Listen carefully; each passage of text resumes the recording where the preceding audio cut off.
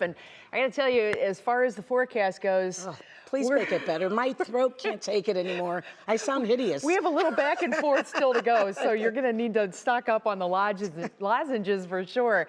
Let's take a look at what we are expecting here. We have a lot to chat about. There have been some updates that we want to tell you about. We also want to get you ready. What's new? We have rain that is moving in right now, even a few rumbles of thunder, especially south of Cleveland.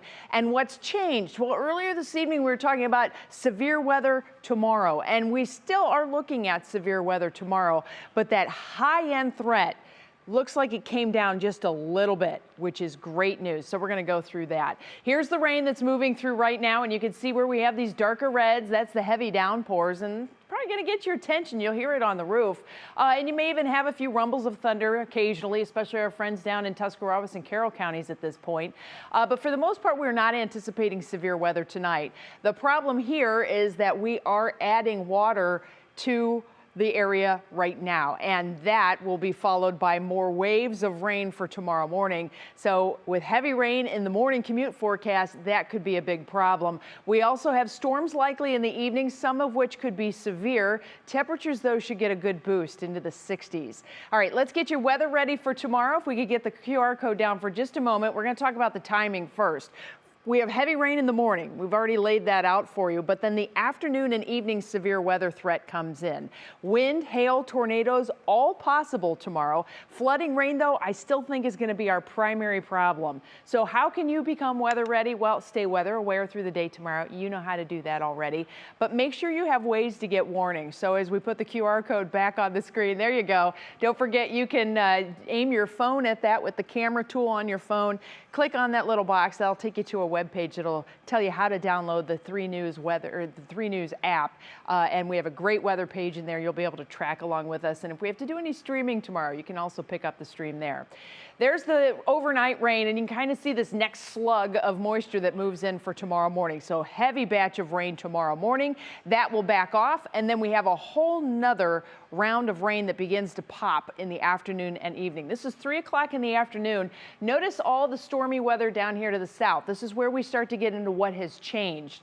Earlier today, this looked like it came right up over us and continued to grow. But as you'll see, our latest model takes it a little bit farther to the south. So Cleveland, not saying we're out of the severe weather for tomorrow, but it does look like the greatest risk area has shifted to the south. So I'd say if you're south of 480, heads up for tomorrow afternoon and evening, because we will have those thunderstorms coming through.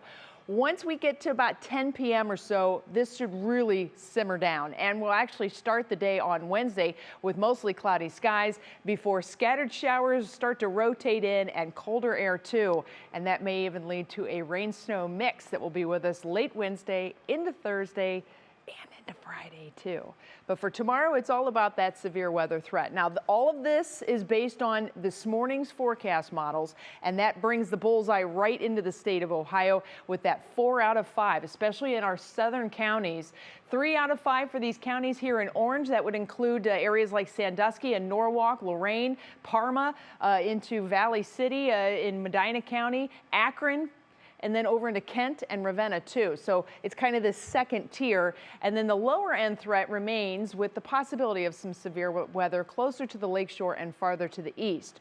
Tomorrow we may see this moving south just a little bit, but right now it still looks like we're in that 3 to 9 p.m. time frame with the heavy rain threat continuing all day, which could exacerbate the flooding problem. So let's take a look at your National Designer hour-by-hour forecast. We continue to have waves of rain moving through. 6 a.m. we stop the clock. Look at this rain that continues through 7 and 8. So this is going to really complicate the morning commute for you. Plan on extra time.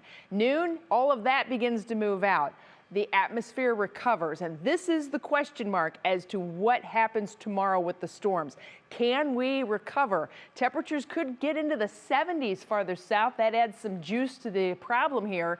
But if everything shifts south, we may delay the onset of the storms and move those farther south with temperatures closer to the lakeshore holding in the 50s, believe it or not.